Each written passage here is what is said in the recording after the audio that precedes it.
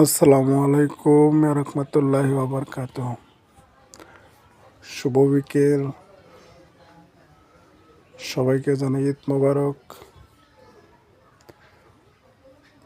ঈদের দুদিন পরেই ব্রহ্মগাছা বাজারের পাশে একটি নদী, সেই নদীর পাশে দেখেন কোনো প্রাকৃতিক দৃশ্য, কত সুন্দর। নদীর ওপারের লোক এপার আসতেছে, নৌকায় করে পার হচ্ছে। দেখেন কি দৃশ্য। এই গ্রামের প্রকৃতি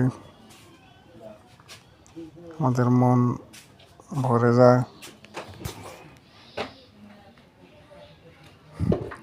সুন্দর দেখেন, নৌকা মাঝে আলা রশি টেনে টেনে লোক ওপার থেকে এপারে পার করছে।